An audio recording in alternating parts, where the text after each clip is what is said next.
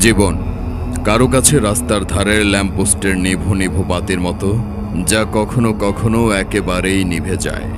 কারো কাছে তা আবার অমাবস্যার রাতের মতোই অন্ধকার ও বিষাদময়। কিংবা একদলের কাছে জীবন সূর্যের আলোর মতোই স্বচ্ছ। জীবনের এই যে এত সব ভেরিয়েশন কিংবা সংজ্ঞা রয়েছে, এগুলোর পরিস্থিতি আমাদের শিক্ষা দেয়।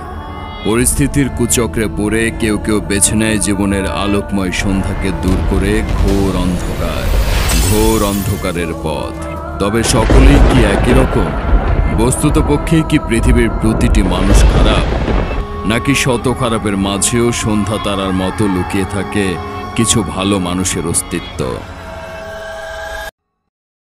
দ্য পার্ক নামক মুভি সংস্থা একটি মুভি তৈরির প্রস্তাব দেয়, যেখানে যুক্তরাজ্যের মানুষদের নিয়ে 12 ঘন্টার জন্য এমন একটি পৃথিবী তৈরি করা হবে যেখানে সব ধরনের খারাপ কাজ বৈধ করা হবে, যেখানে চাইলেই দেদারসে করা যাবে নিপীড়ন, জুলুম, অত্যাচার, ব্যভিচার সহ সব অবৈধ কাজ অনায়াসে। আর এর মাধ্যমেই ওই মানুষটির মাঝে থাকা সর্বপ্রকার অনৈতিক চাহিদা প্রকাশিত হয়ে যাবে। আচ্ছা, আপনাকে একটা প্রশ্ন করি, আপনি কি নিজেকে ভালো মানুষ মনে করেন? তবে তার উত্তর কি হবে? তত্ত্বমতে প্রতিটি মানুষই নিজেকে একজন ভালো মানুষ হিসেবে চিন্তা করে। যেমন ধরুন, একজন খুনিও দিন শেষে নিজের পক্ষেই সাফাই গাইতে পছন্দ করে, যদিও জানে সে দোষী। এরপরেও সে কোর্টে নিজের পক্ষে উকিল নিয়োগ দেয়। কিন্তু এই যে নিজেকে নিজের ভালো মনে হওয়ার নেপথ্যের যে কারণ, সেটা কি? এই বিষয়টিকে সাইকোলজি বা নিউরোসায়েন্সই বা কি বলে? অবাক করার বিষয় হলো, আমাদের মস্তিষ্ক কিন্তু একা নয়। আমাদের নৈতিক মূল্যবোধ নিয়ন্ত্রণে আমাদের নিউরনগুলো গুরুত্বপূর্ণ ভূমিকা রাখে। যেমন মিডিয়াল প্রিফ্রন্টাল কর্টেক্স নামক অংশ আমাদের নিজেদের অনুভূতি উপলব্ধি করতে সাহায্য করে, এবং পোস্টেরিয়ার সুপারিয়র টেম্পোরাল সাইকোরাস নামক অংশ অন্যের অনুভূতি বুঝতে সাহায্য করে। ইয়েলি ইউনিভার্সিটি ইনফ্যান্ট কগনিশন বা বেবি ল্যাব নৈতিক গুণ নিয়ে 24 মাসের কম বয়সী শিশুদের উপরে একটি পরীক্ষা চালায়।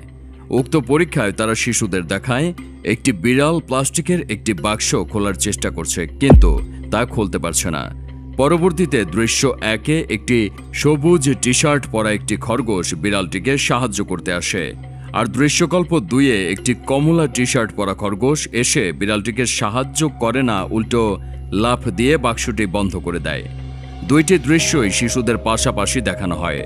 রিপোর্টে দেখা যায়, শিশুরা সাধারণত সবুজ টি শার্টের দৃশ্যটিকেই বেশি গুরুত্ব দিয়েছে।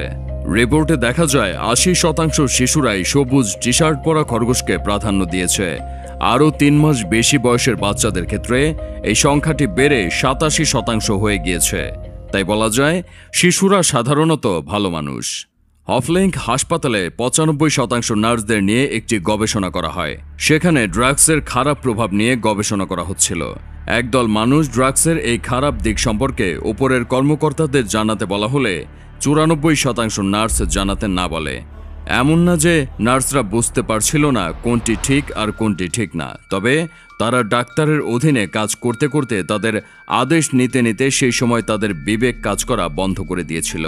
সেই গবেষণায় অংশগ্রহণকারী প্রতিটি মানুষ জানায়, হয়তো তারা নিজেরাই ভুল করতে নিজেদের রাজি করিয়ে নিয়েছিল, আর না হলে অন্য কেউ রাজি করিয়েছিল যে তারা যা করছিল তা ভালোর জন্যই করছিল। এখন প্রশ্ন, এমন না যে মানুষ ভালো নাকি খারাপ, আমরা সবাই ভালো হয়েই জীবনযাপন করতে চাই, কিন্তু সবসময় এমন হয় না। আমাদের সাথে কখনো কখনো এমন ঘটনা ঘটে যা আমাদের খারাপের পথে চলতে বাধ্য করে। ফরিটেজ হাভারের মতে, যুদ্ধের সময় হলোকাস্ট ব্যবহার করার জন্য যে গ্যাসের যন্ত্র তৈরি করেছিল তা অনেক মানুষের জীবন বাঁচিয়েছে। ইউনিট 731-এর যুদ্ধাপরাধীদের ধরে নিয়ে গবেষণার কাজে ব্যবহার করা হয়েছিল। তারা এমনিতেও যুদ্ধে মারা যেত, তবে তারা বিজ্ঞানের জন্য জীবন দিয়েছে। ইতিহাসের পাতায় এমন অনেক ঘটনা রয়েছে, তবে সব ঘটনার কারণ হিসেবে একটা বাক্য উঠে আসে, তা হলো আমাকে আদেশ করা হয়েছিল।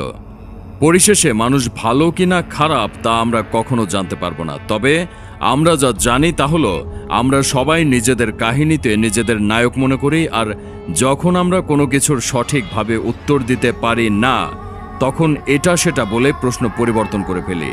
মানুষ কখনো খারাপ হয়ে এই পৃথিবীতে আসে না। ধর্মের দেখানো পথে না চলে মানুষ আজ দুনিয়ার ভোগবিলাস, অন্যায়, অবিচার, লুঠতরাজ এই সব নিয়ে খুব বেশি ব্যস্ত হয়ে পড়েছে।